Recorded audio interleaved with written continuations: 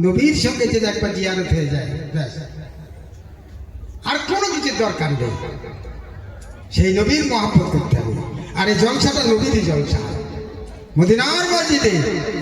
এবং আজকে দেখা যাচ্ছে যে আল্লাহ রসুল এইভাবে সাহাবাদের নিয়ে দিনের দাওয়াত দিতেন, দিনের কথা বলতেন, আলোচনা রাখতেন, যেটা শুক্রবার আমরা খোঁজ পাবনি। আল্লাহর নবীকে আল্লাহ কি নিয়ামত করে আল্লাহ পাঠিয়েছিলেন। কোনো একদিন সফরে গেছেন, শত্রুরা কিন্তু আজকে অপেক্ষা করছে যে আল্লাহর নবী সফরে গেছে কয়েকজন সাহাবা নিয়ে, আমরা যেভাবে হোক তাকে মেরে দেব, নবী শহীদ হয়ে যাবে।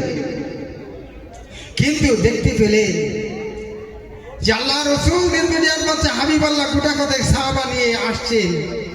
তার মধ্যে সাহাবা হুজুরা দেখতে পেলেন, ইয়া রাসূল আল্লাহ, ইয়া হাবিব আল্লাহ, হুজুর ওই দেখেন সামনের দিকে তাকিয়ে আপনার যারা শত্রু তারা কিন্তু দাঁড়িয়ে আছে, আপনার ক্ষতি করবে, আপনাকে কিন্তু মেরে দেবে। কি মহব্বত, কি ভালোবাসা!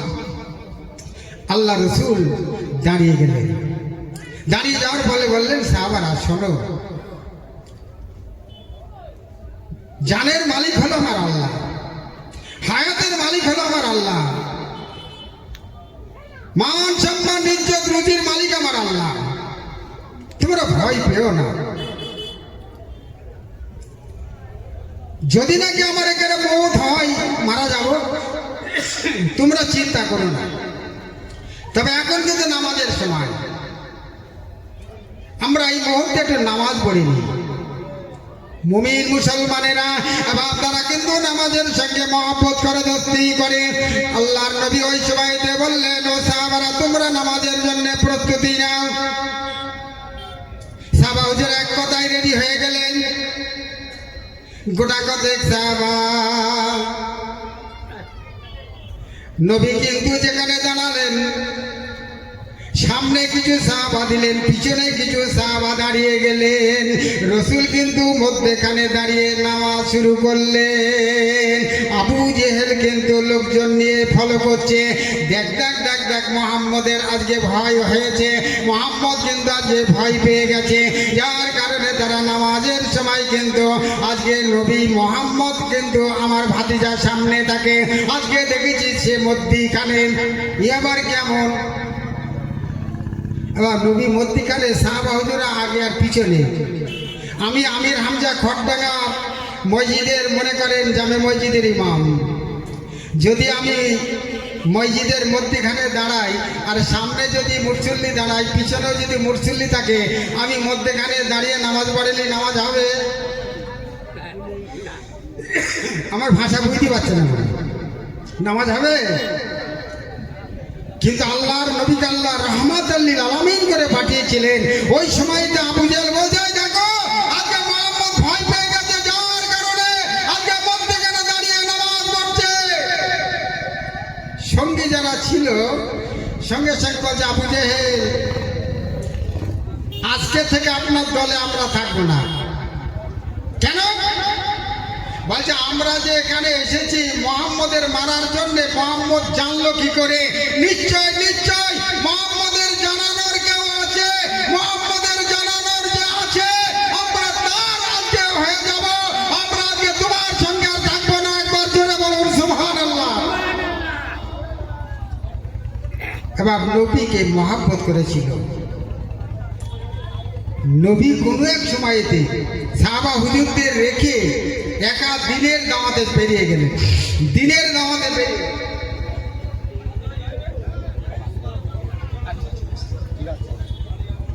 আমার পরে যে ঘোষণা হয়েছিল যে আপনারা শুনেছেন খড়ডাঙ্গার ছেলেরা নেটে ছেড়ে দিয়েছিল খড়ডাঙ্গার জলসা, লিফলেট, হ্যান্ডবিল, তারপরেও এখানে প্রচার হয়েছে। আমার পরেই যিনি তশরিফ আনছেন, আমাদের সকলেরই পরিচিতি, কথাবার্তা না বললেও কিন্তু ইউটিউবে দেখেছি, জনাব মাওলানা আমিনুদ্দিন রেজভী তেনার গলার যা সুর বলতে নেই, বলার যে ঢং মানে বলার যে টেকনিক আমরা অনেকেই শুনেছি। উনি এসে গেছেন, মনে হয় সম্ভবত একটু চাটা খাচ্ছে, এক্ষুনি এসে যাবে। খবর দিল যে 5 মিনিটের মধ্যে এসে যাবে। আপনারা যেনারা এখনো বাইরে ঘোরাফেরা করছেন, আপনারা এই মহল্লার মধ্যে বিশেষ করে জলসার মধ্যে আপনারা এসে বসে যান, একটু মহব্বতে দরুদ শরীফ পড়েন। আল্লাহুম্মা সাল্লি আলা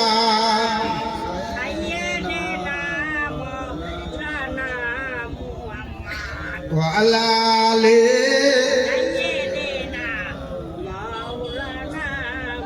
আমার মরণ আসিবে কখন, মানে আমি তো ইমাম মানুষ, আমার শুধু একটা সময় দেওয়া, মানে বাইরের বক্তা আসার আগ মুহূর্তে একটু সময় দেওয়া, বা ভুল বুঝবেন না আমার সোনার মালিকেরা।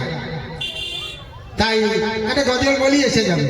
আমার মরণ আসিবে কখন কেউ তো জানে না, আমি মারা গেলে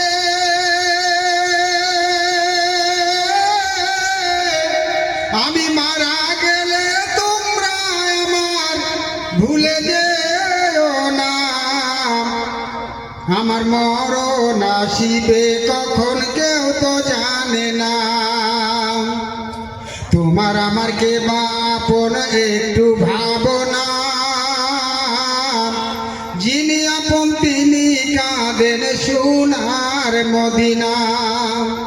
সেই নবীজির দিদার পেতে চলো মদিনা, আমার মরণ আসিবে কখন কেউ তো জানে না। এ দুনিয়া চিরকাল কাউরির থাকার জায়গা নয়, অন্ধকার কবর হবে সবার আসল ঠিকানা। কবরে মা বাবাকে দেখা যাবে না, দেখবো যাকে তিনি হলেন সোনার মদিনা। একবার মহব্বতে বলেন সুবহানাল্লাহ। অমন বুঝবে তখন নবী বিনা আপন কেহ নাই, আমার মরণ আসিবে কখন কেউ তো জানে না। এত সিন্নন্ন স্তরে মেলোচ্ছাচার জনে সমাম্বিত মোহাম্মদ ইতি খ্যাত শিষ্য সকাম্বিত নি পৈশা ছোব মহাদেব মরুস্থলিবাসী নম গঙ্গা জলস্য সংস্পর্শ পঞ্চগভ্য সমাম্বিত চন্দ্রাণি ভারভাগ্য তুষ্টব্য মনোসহরম নমোস্তে নমস্তে গিরিজনাথ মরুস্থলিবাসী নম ত্রিপুরা নারাশায় বহু মায়া প্রবর্তিন। আমার নবী সম্পর্কে বলছেন, who cannot not to shall be the last in one time another Muhammad will arouse the world a holy one. এই পৃথিবীতে এমন একজন মহামানব আইবে, যিশু খ্রিস্ট তিনি বলছেন, আমি যতদিন ফিরে না যাব, যতদিন পৃথিবী থেকে না চলে যাব, ততদিন পর্যন্ত কিন্তু তিনি আইবেন না। স্রষ্টা সৃষ্টিকর্তা তিনাকে পাঠাবেন না। আমি চলে যাওয়ার পরে স্রষ্টা সৃষ্টিকর্তা তিনাকে পাঠাবেন মরুভূমির পরে। দ্বাদশ শুক্লপক্ষ মাধব মামি মাধব জাত দাট পিতর হস্ত শম্ভুলে পদার্পহম সম্ভূত বিষ্ণু যাচ্ছা গর্ভ মাধব বিষ্ণুবম। মাধব মানে পবিত্র, বিষ্ণু মানে আল্লাহর গাছ, দ্বাদশ মানে 12 তারিখ, শুক্ল মানে মাসের প্রথম ভাগ। আল্লাহর নবীকে এই পৃথিবীর বুকে পাঠিয়েছিলেন মরুভূমির পরে তিনার অনেক সঙ্গপঙ্গ হবে। তিনি যে আজকে দিনের দাওয়াতটা প্রচার করবে তাও কিন্তু উল্লেখ করছে লা ইলাহা হারতি পাপম ইল্লা ইলাহা পরম পদম জন্ম বৈকুণ্ঠ পরিণতিত নমো জপ মোহাম্মদম। তিনি কিন্তু এক আল্লাহর কথাই বলবেন। অন্য কোনো কথা কিন্তু বলবেন না। নেই কোনো মাবুদ, একমাত্র আল্লাহ। তোমরা আল্লাহর যদি আজকে ইবাদত করো, আল্লাহর যদি হয়ে যাও, আল্লাহ তোমাদের হয়ে যাবে। যতই চেষ্টা করুক না কেন এই মুসলমানদের পিছনে বাবা বহু কিন্তু চক্রান্ত চলছে। না না না না, ভয় পাবেন না। আল্লাহ ইন্না আউলিয়া ও আল্লাহ লা খাউফুন আলাইহিম মা ইয়াহজানুন। এরা হলো ওলির বাচ্চা, এরা হলো পীরের বাচ্চা। এ দেশটা কিন্তু আজকে খাজা মঈনুদ্দিন চিশতির দেশ, এ দেশটা কিন্তু আজকে মুজাদ্দেদ আল পেশালি হুজুরের দেশ, এ দেশটা কিন্তু আজকে মুজাদ্দেদ আল আজকে দেশটা কিন্তু আজকে ফুরফুরা দাদা হুজুরের দেশ, এ দেশটা কিন্তু আজকে বিশেষ করে বসিরহাটের আল্লামা হুজুরের দেশ, এ দেশটা কিন্তু আজকে শাহ সুফি ফতে আলাইহি রহমাতুল্লাহ আলাইহির দেশ, এ দেশটা কিন্তু রবীন্দ্রনাথ ঠাকুরের দেশ, এ দেশটা কিন্তু আজকে স্বামী বিবেকানন্দর দেশ, এ দেশটা কিন্তু আজকে নেতাজি সুভাষচন্দ্র বসুর দেশ। এবং এ দেশে হিন্দু মুসলমান উভয় থাকবে। যতই চক্রান্ত করুক না কেন ভয় পাওয়ার কিছু নেই। এবার শয়তান কিন্তু আমাদের বিশেষ করে এই মুসলমানদের পিছনে কম লাগে। শয়তান বলেছিল আল্লাহ যেভাবেই হোক না কেন তোমার বান্দাদের আমরা বিগড়ে দেবো। আল্লাহ বললেন যে শয়তান শোন, আমার বান্দারা যখন আত্মাকুল্লাহের দোয়া এই হাত দুখানা তুলে উপরের দিকে দোয়া করবে না, তুই যতই আজকে চেষ্টা করিস না কেন আমি সব মাফ করে দিয়ে আমার বান্দা বান্দীদের মুমিনের কাতায় নামটা লিখে নেবো। জোরে বলুন সুবহানাল্লাহ। মুসলমান তার একটা মান আছে, কিন্তু আজকে সত্যিকারের কথা আমরা নামাজ হারা মুসলমান, আমরা ঈমান হারা মুসলমান। একা খাজা মঈনুদ্দিন চিশতি আজমির হুজুর এসে 90,000 মানুষকে কলমা দাওয়াত দিয়েছিল। মুজাদ্দেদ আল পেশালি রহমাতুল্লাহ আলাইহি বাদশাহ আকবরের সঙ্গে বাদ করেছিল, সময় দিয়েছিল। হুজুর কিন্তু যেতে দেরি করেছিল ইচ্ছা করে। আকবর বাদশাহ যেখানে মেম্বার বাহাজের মেম্বার করেছিল, আর ওই সময় যে ঘোষণা দিল দেখেছিস তো, ফকির তো মুজাদ্দেদ আল পেশানি তো ফকির, তাই আজকে বাহাজে পারবে না বলে তাই আসছে না।